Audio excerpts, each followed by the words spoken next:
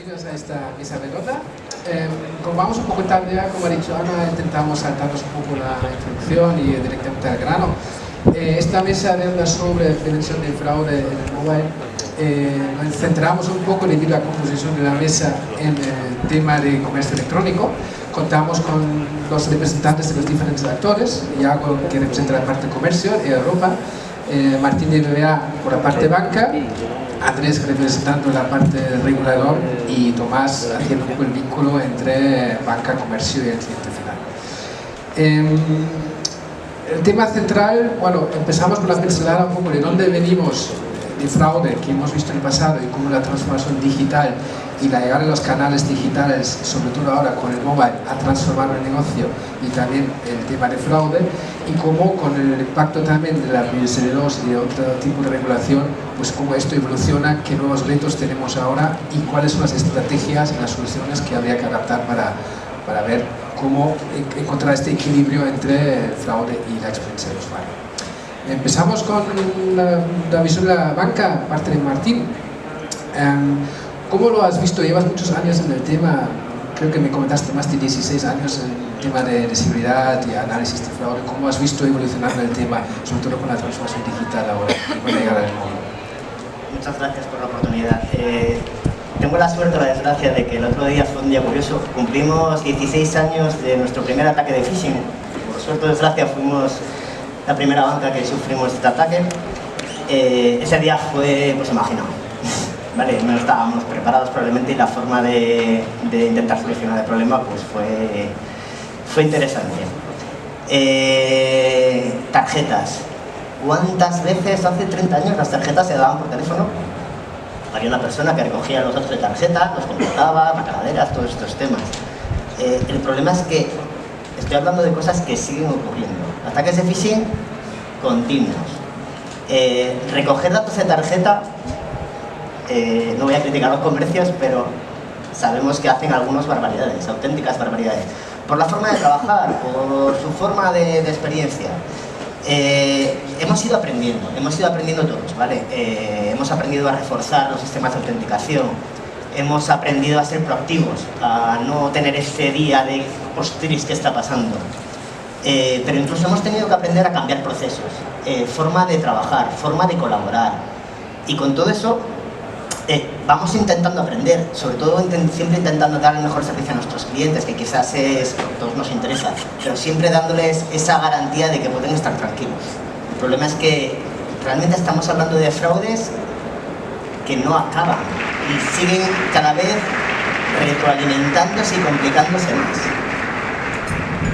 Y creo que, Iago, por parte del comercio, vosotros también habéis sido muy impactados en los últimos años con el negocio que se ha movido de un negocio de venta presencial de agencias a venta básicamente por gran parte remota por canales digitales, y la llegada del One Click también ha impulsado mucho este negocio, pero al mismo tiempo supongo que el tema de fraude para vosotros es un tema muy central. Sí.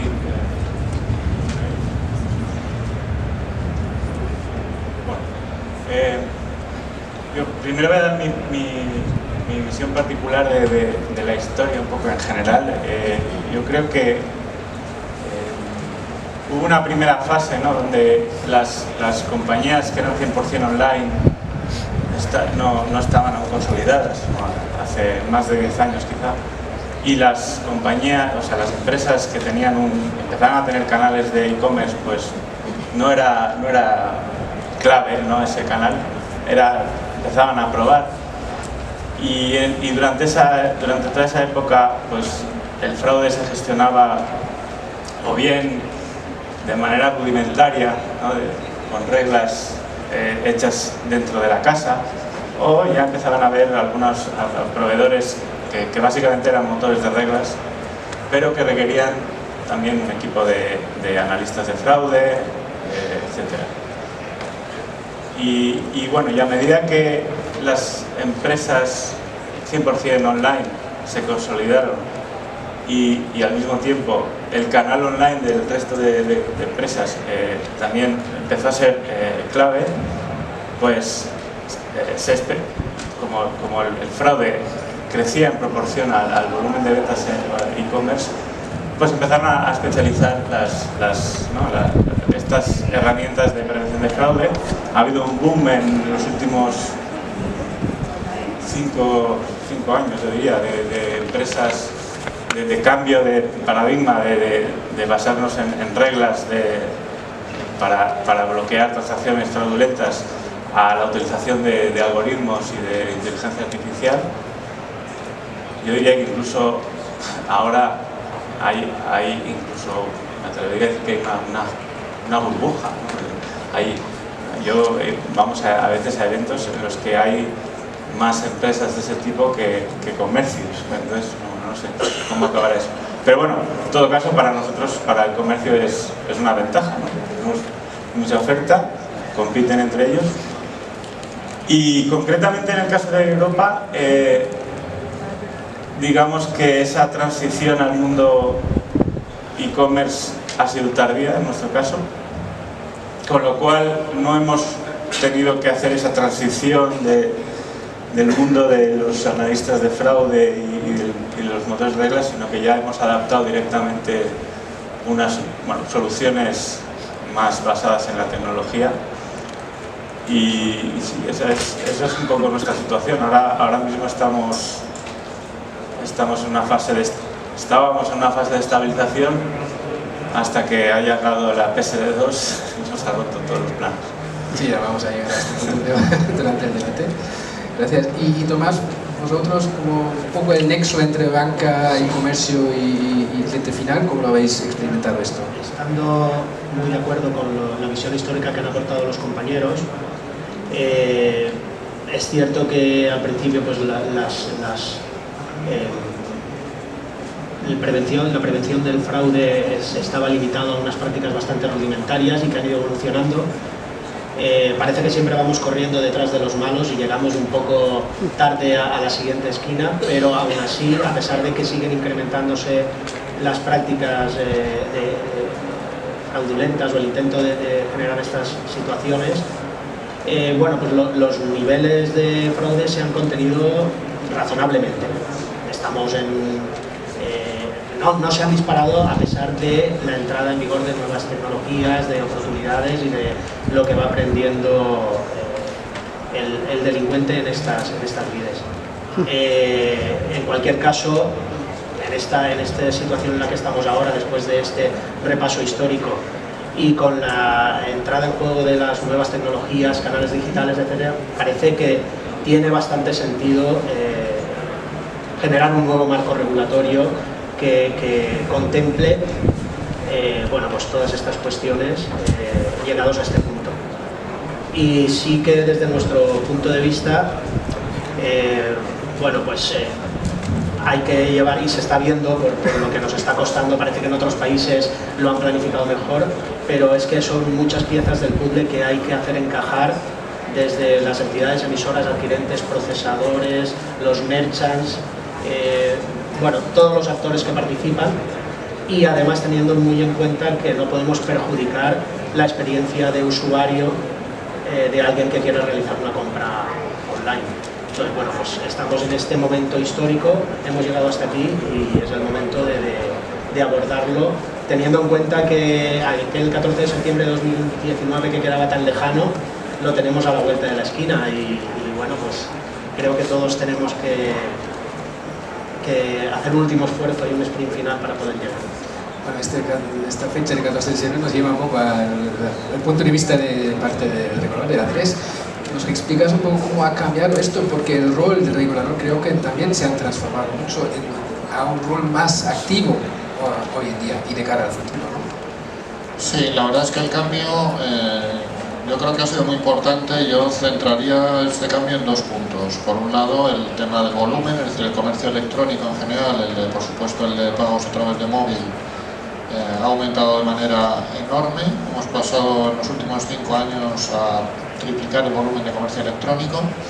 Y por otro lado, yo creo que también el fraude también ha evolucionado. Es decir, en 2007 la gran preocupación, por ejemplo, que había era el controlar los ataques de phishing y en consecuencia el evitar que se realizaran utilizando el usuario y la contraseña de los usuarios transferencias no autorizadas, transferencias fraudulentas.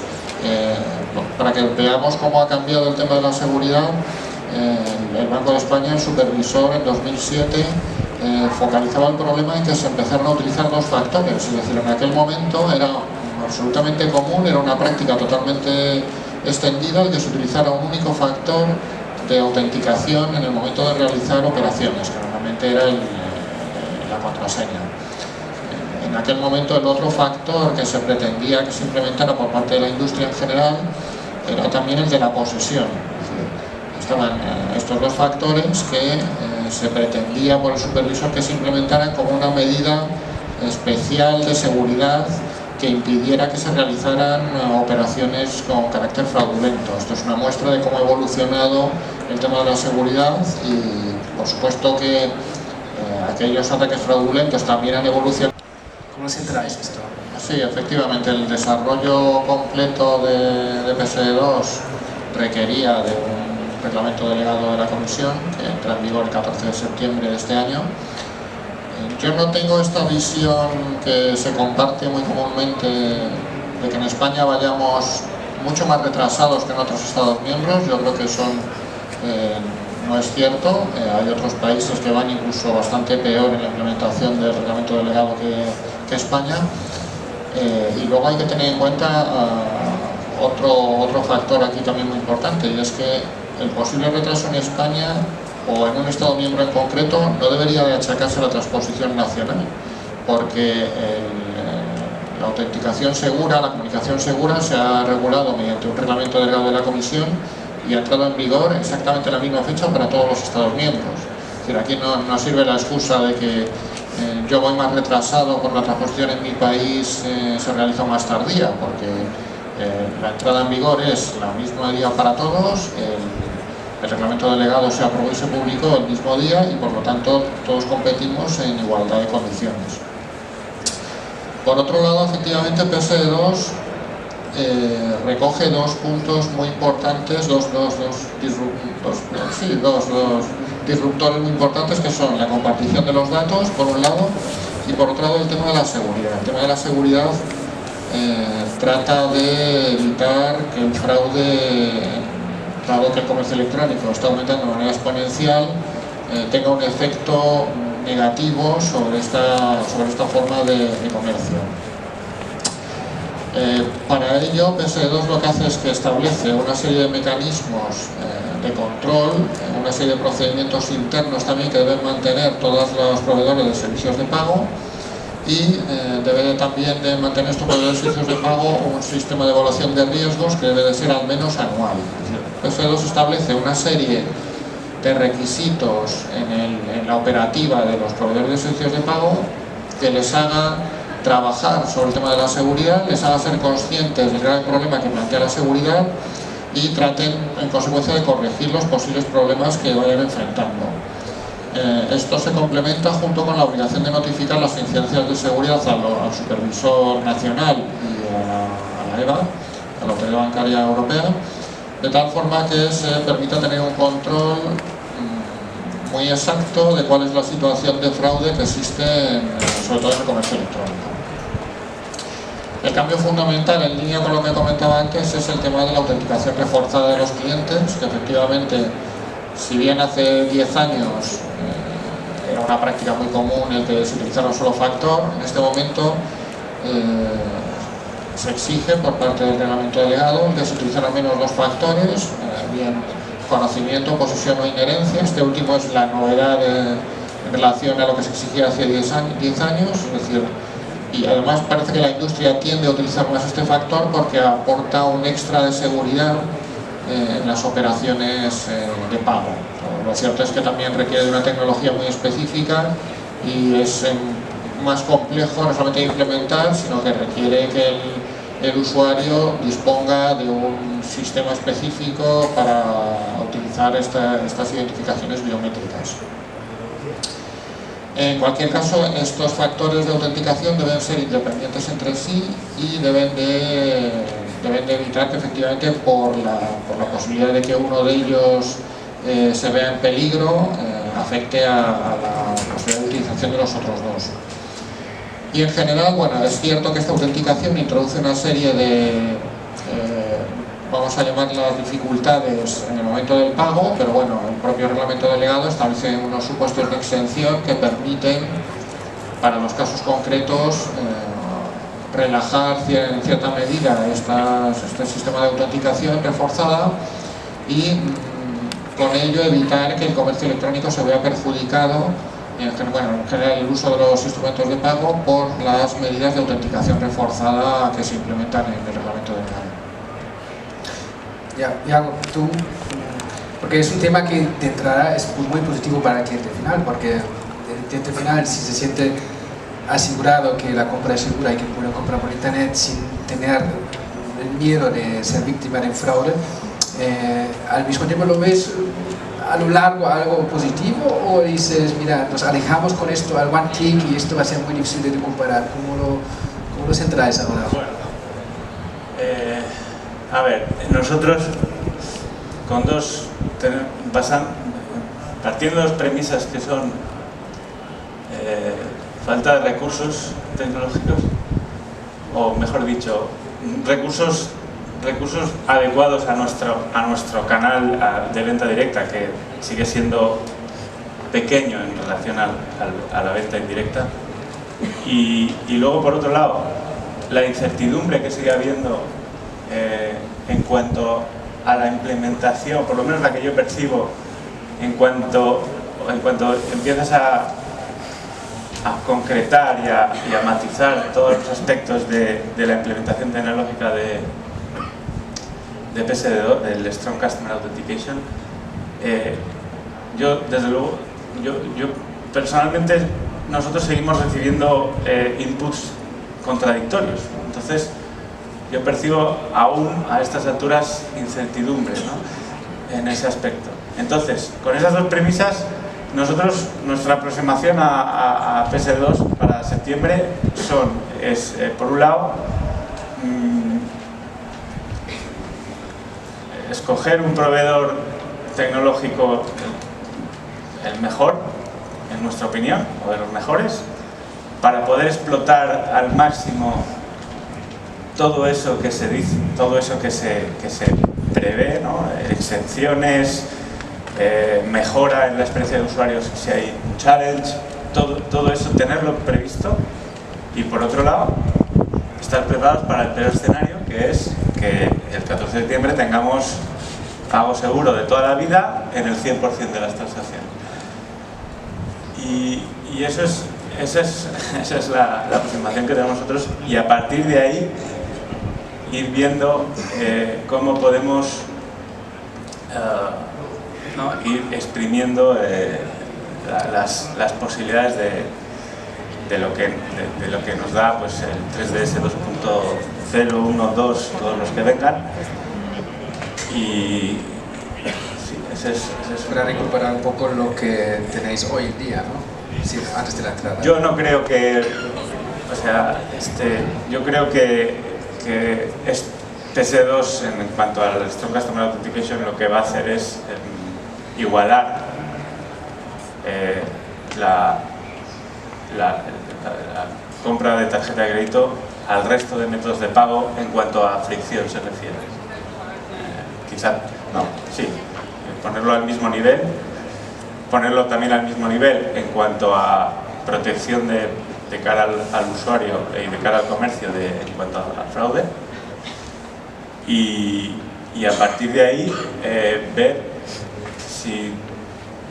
qué vale más la pena, o hacer las dos cosas al mismo tiempo, quizá, que es, como digo, potenciar todas las funcionalidades, todas las posibilidades que nos da PSD2 para reducir la fricción, y por otro lado, ya que están más o menos al mismo nivel, potenciar otros métodos alternativos de pago que ya están ahí, pero que quizá por el hecho de que el cliente va a tener que autenticarse en cualquier caso, pues quizá esos otros métodos de pago, como la banca online, ¿no?, y además con la facilidad que nos da también PSD2 en cuanto a la conectividad con bancos, bueno, eso también está por ver cómo evoluciona, que que eso, bueno, pues se expanda en mercados en los que no tiene mucha aceptación, como España, pero que, por ejemplo, en Holanda o en Alemania o en Portugal, incluso en algunos casos, suponen más que la compra por tarjeta de crédito. Entonces, eso, y además con un coste que tiene pinta de ser sustancialmente menor que el coste que tenemos ahora de adquirencia con tarjetas de crédito. Entonces, eso es una oportunidad, desde luego, a explorar también. Y Tomás, si miramos un poco, realmente el cliente, porque tú viste la fecha como algo, como una media amenaza ahí, ¿no? Pero ¿tú crees que el cliente final lo adoptará de forma positiva o se va a estas otras alternativas de pago, como comenta Iago, como una opción, o lo ves más bien preocupado por este tema? Bueno, yo creo que desde el punto de vista del cliente final, del comprador online... Que no sabe nada de PSD2. Que no sabe nada ni tiene por qué saber. Simplemente es el sujeto pasivo de toda esta transición. Yo creo que sí que va a ser relevante en términos de seleccionar un comercio electrónico u otro con el resto de requisitos o de prioridades que pueda tener, precio, calidad, etcétera, si al final en ese camino que tiene que recorrer hasta el checkout, hasta el pago, encuentra muchas dificultades, creo que sí que va a ser relevante el impacto y en algunos comercios pues pueden notarlo si no toman las medidas oportunas. Pero fíjate, Matías, que Iago, representando aquí a un gran merchant, siendo experto, la persona dedicada dentro de su empresa a esto, con recursos, no diría que ilimitados, pero seguro que tiene un presupuesto dedicado para esto, en fin, que lo han previsto a nivel interno, y qué incertidumbre nos traslada y qué inquietud es capaz de mostrar aquí delante de todos, porque es que es así, Ahora, imaginaos esos decenas de miles de pequeños y medianos comercios electrónicos que en el mejor de los casos conocen algo de esto y tienen un miedo atroz porque no saben lo que les puede pasar e incluso algunos de ellos ni siquiera estén al tanto de que esto les pueda impactar, y esto es otra guerra que a mí no me concierne. Creo que es preocupante el conseguir esa capilaridad, llegar hasta... Porque el tejido empresarial sí que es verdad que puede haber comercios electrónicos. Perdóname, disculpa, fíjate que paradójicamente esos comercios que por políticas del banco con el que trabajan, precisamente por ser pequeños, les dan por defecto un comercio electrónico con pago seguro por defecto, quizá no, vamos seguro, y el 15 de septiembre será un día más, exactamente, o el 14, para ellos. En cambio nosotros, claro, tenemos una conversión... Es cierto esto que comentas, que el trauma para este número de comercios que ya están trabajando en un entorno seguro será menor, algo tendrán que hacer, pero el impacto en denegaciones por fricciones o por que se produzcan estos challenges tal, pues sí que es verdad que es algo menor, bueno, sensiblemente menor, es verdad. Pero cuando un comercio electrónico ya de media tabla hacia arriba quiere empezar a manejar datos de tarjeta, quiere conocer a sus clientes, quiere actuar sobre el proceso de compra de una manera activa y no dejar en manos de un tercero todo ese proceso, ahí es donde empiezan los verdaderos problemas. Y ahí sí que puede haber una doble clasificación de los grandes y esa parte intermedia de la tabla que puede llegar a tener problemas serios.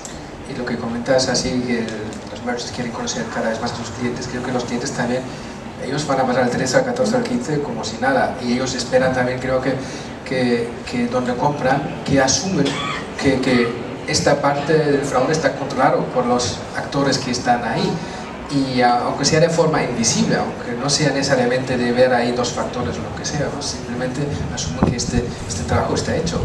Y eso, Martín, creo que a vosotros como banca os afecta incluso mucho más, porque la parte de comercio es una parte de todo este juego de fraude, que tenéis muchas más cosas, fraude bancario, de transacciones, transferencias, y además tenéis también la responsabilidad de enrolar el cliente, de asegurarte quién es este cliente y que opera de forma segura. Todo esto, si pasa algo, tenéis que dar la cara. Yo creo que este es un reto brutal para la banca ahora mismo. A ver, está claro que el reto es continuo, ¿vale? Yo PSD2 lo quiero ver también como una oportunidad de dar mejor experiencia al cliente, que todos juguemos con las mismas normas, ¿vale? Que probablemente eso es la mejor noticia, entre comillas, ¿vale? Pero claro, tenemos que darle un buen servicio a Zapatos Pepe y un buen servicio al gran comercio que quiere tener fidelidad, quiere tener otras cosas. Pero efectivamente el problema no solo es ese cambio de comercio electrónico, ¿vale? En España los niveles de fraude en comercio electrónico son muy bajos, está bastante controlado. El 14 de septiembre habrá un cambio, estaremos preparados, estoy seguro, y nos adaptaremos. Pero el problema es que, ¿qué pasa a partir del 14 de septiembre? Hay unos ratios de fraude de controlar, que en base a eso, ese comercio que quizás no lo haga tan bien, puede incluso afectarnos al banco en que tengamos que no poder aportar las exenciones en determinados sitios. Y los retos no solo son el comercio electrónico. Hoy en día estamos ofreciendo pagos en 5 segundos, el dinero está en otro país. Los sistemas de fraude basados en bases y reglas ya no valen. Es más, PSD2 y estamos acostumbrados a tener nuestro propio canal donde podemos meter herramientas de fraude, podemos trabajar conociendo a nuestro cliente, a nuestro dispositivo. PSD2 nos abre un camino en el que cualquiera podrá iniciar pagos. ¿Cómo podemos garantizar el fraude? ¿Cómo podemos garantizar esos retos de fraude para no impactar en el resto? El reto es mayúsculo. Pero insisto, yo esto lo veo como una oportunidad. Lo veo como una oportunidad de dar el control al cliente. Dar el control al cliente. Tú como cliente tienes tus herramientas, tus dispositivos para poder hacer la mejor experiencia de cliente y poder estar tranquilo también, usando el canal, la fintech que mejor se adecue al momento. Pero tenemos que darle muchas herramientas al cliente y trabajar detrás, muy detrás, por ello. Y estas herramientas, Andrés, como parte regulador, ¿estáis también trabajando en cómo controlar esa parte de análisis de fraude, de las cifras, de ver si se puede o no adaptar las exenciones? ¿Cómo intentáis de controlar un poco esto? Sí, yo creo que ese es el gran reto, ¿no? Porque hay algunas excepciones que efectivamente, por ejemplo, la del análisis de riesgo que permite el reglamento delegado, que están basados en la existencia de unos índices de fraude, o sea, mantener unos índices de fraude, mantenerse por debajo de esos índices, que van a requerir de un seguimiento continuo a través de las comunicaciones que tienen que realizar los proveedores de servicios de pago. En todo caso, la propia PSD2 ya establecía que debía haber una revisión periódica de los sistemas de autenticación segura y de comunicación segura, que tiene que existir una revisión como mínimo cada 2 años de la comunicación del sistema de comunicaciones de incidentes. Es decir, la propia normativa es consciente de la evolución tan rápida que existe en el mundo de los servicios de pago. Por supuesto que esta evolución puede suponer que haya que introducir modificaciones en los sistemas de autenticación segura, de comunicación segura, y en concreto en la sección del análisis de riesgo se tiene que tener mucho cuidado porque puede existir cierta tendencia, sobre todo en algunos grandes comercios, a asumir un índice de fraude superior al que debería ser admisible para el conjunto del sistema de pagos, porque tienen capacidad para absorber ese índice sin que ello afecte a su negocio. Entonces, el propio reglamento ya establece unas medidas de seguimiento, de control y de revisión de estos índices dentro de unos umbrales determinados de las operaciones de pago, y que varían estos índices según sean operaciones con tarjeta o operaciones con transferencia de fondos.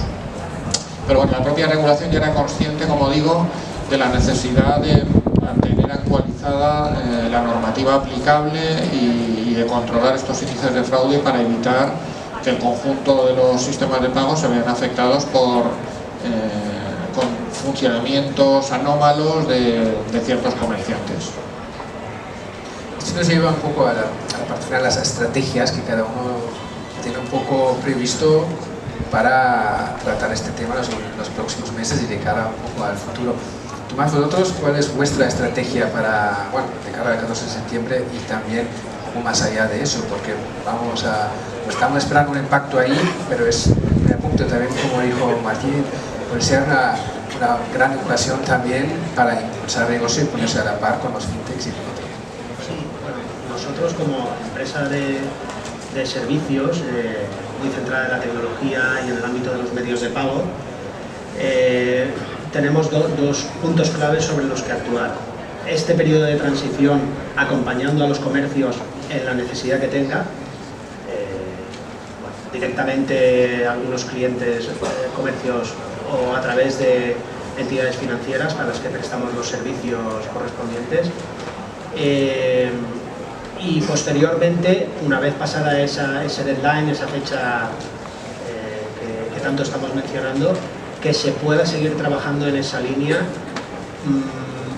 tanto desde el punto de vista del comercio, siguiendo dándole soporte en cualquier variación, mejora que normativamente se puede incorporar o tecnológicamente vaya surgiendo, y del usuario final, estando muy cerca de ellos. Bueno, pues porque el fraude, cuando lo sufre uno en sus carnes, es algo muy molesto. Te deja fuera de juego, no sabes qué ha podido pasar, no sabes cómo te ha podido suceder, y tener a alguien cerca que notes que lo está atajando, que te ayuda, que te acompaña, es muy importante también. Hay que estar cerca de los comercios, cerca de los usuarios finales y bueno, pues darles toda esa cercanía y confianza en el sistema, que creemos firmemente que mejorará con esta nueva normativa. Y hablando un poco de estrategias, lo que contaste, Martín, que una cuestión puede ser dar el control al usuario y conocer mejor al usuario. Comentábamos el otro día que ahí el móvil puede jugar un rol central. Hay muchas herramientas ahora que se puede usar en este entorno. Podemos hablar de detección de malware, de análisis de comportamiento, de información sobre el dispositivo, sobre dónde está operando, etcétera, etcétera. Así que hay muchos elementos que podrían ayudarnos a llegar a este punto.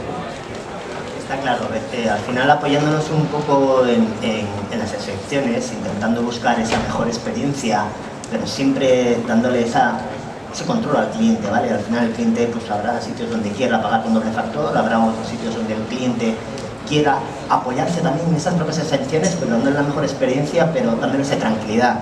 Por suerte, la tecnología está madura, ¿vale? No nos engañemos.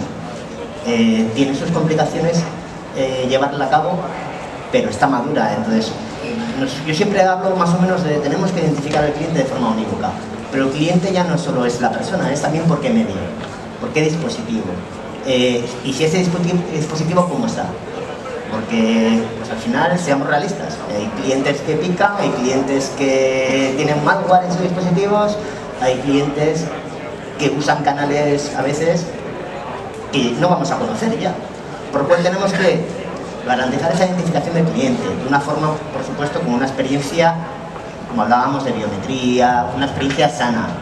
Hay estándares como FIDO, muchísimas herramientas hoy en día. Garantizar que ese dispositivo esté de alguna forma, sea de él, y esté en un comportamiento, y meto el concepto de comportamiento, que se habla mucho de tienes, eres y sabes, pero hay una combinación que se llama comportamiento, tratamos de clasificarla como biometría, que va a ser clave. ¿Cómo se comporta ese cliente y por qué canales? Yo me tomo un café todos los días a las 8 de la mañana. Pues está claro que soy yo, desde ese dispositivo. Sin embargo, no me tomo un café que vale 50 euros, me tomo un café que vale 50 céntimos. Ahí está la diferencia. Y sobre todo, tenemos que trabajar mucho como equipo. Yo hablo mucho por la parte de seguridad. Seguridad tiene que ser un facilitador. Tecnología, seguridad y negocio tienen que ir totalmente de la mano. Y no solo dentro de una propia empresa como BBVA, sino colaborando entre las diferentes entidades, comercios, terceros. Tenemos que colaborar mucho más. Yo siempre echo mucho de menos la colaboración. Foros como estos seguro que nos van a dar sitios donde poder hablar y afrontar a dar al cliente la mejor experiencia y el control de los datos. Ningún banco pretende, yo creo, ya tener el control de todo, para nada. Al final tenemos nuestras ventajas y tenemos que ofrecer el mejor servicio al cliente. Yo creo que, Iago, tú compartes esta visión, ¿no? Porque yo creo que conocer mejor el cliente también afecta a este lado que representáis vosotros, ¿no? De saber qué tipo de compras, cómo suele comprar, cómo suele actuar, así que el tema del comportamiento es algo también clave para vosotros. Crucial, sí. Nosotros a medio plazo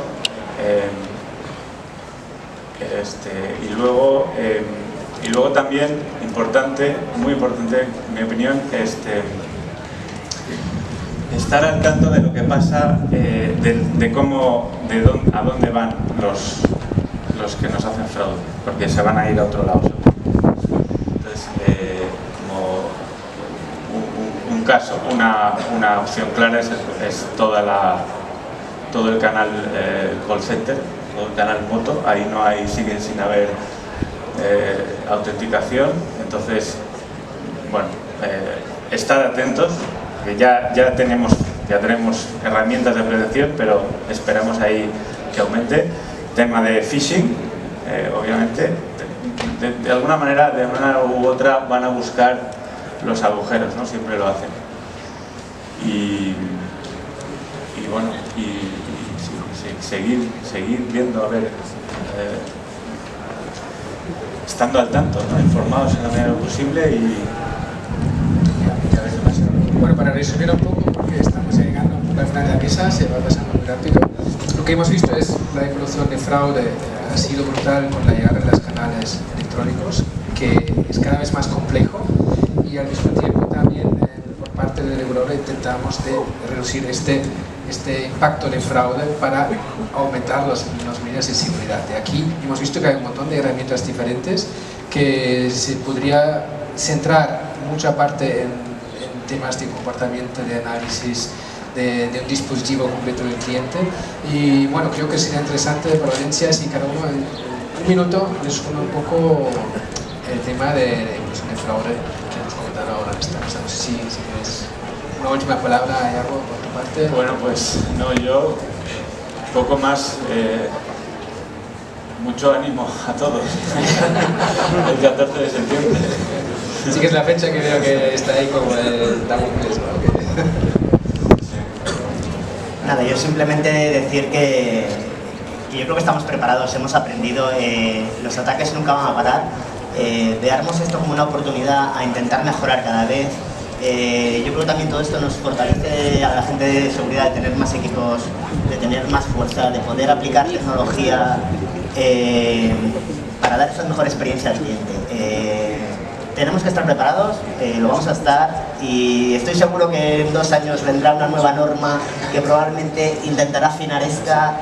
Esto va a ser muy continuo. El 14 de septiembre es una fecha, pero estoy seguro que vendrá la PSD3. Y yo hablo con mi equipo. Es una carrera continua, ¿no? Hablo con mi equipo y dice: cuando acabemos PSD2, fiesta. Y digo: si va a venir PSD3. Seamos realistas. Tenemos que estar preparados, y a mí me gustaría dejar claro que el cliente es el que tiene que ganar con todo esto. Darle tranquilidad. Sí, yo muy brevemente, efectivamente yo creo que el 14 de septiembre es un primer hito en una carrera muy larga que tenemos por delante, y yo creo que lo que hay que tener claro es el objetivo que se persigue desde el punto de vista regulatorio, que es lograr unos niveles bajos de fraude manteniendo una usabilidad para el cliente de tal forma que pueda realizar, adquirir a través de su móvil o de cualquier tipo de sistema de comunicación, de forma que sea lo más transparente posible para él. Yo creo que es el objetivo, manteniendo por supuesto la seguridad de las transacciones. ¿Más? ¿Última palabra? Un poco más que añadir, recalcar seguridad y experiencia de usuario. Encontrar ese equilibrio y potenciarlo es la clave de hacia dónde tenemos que ir.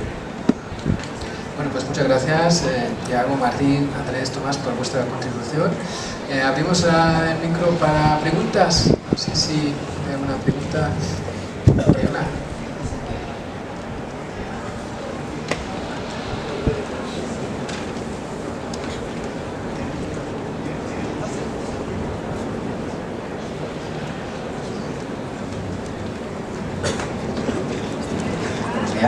gracias por la charla. Yo tenía una pregunta porque al final hablamos siempre de mejorar la seguridad y la experiencia del cliente, pero sí que me gustaría ver vuestra perspectiva con respecto a si creéis que este nuevo modelo, que este cambio a nivel de la regulación también propicia nuevos modelos de fraude. Y si es así, ¿cómo creéis o cómo prevéis qué es lo que va a pasar o cómo podríamos actuar? Gracias. Bueno, yo ya he comentado, más que nuevos modelos, mi experiencia es que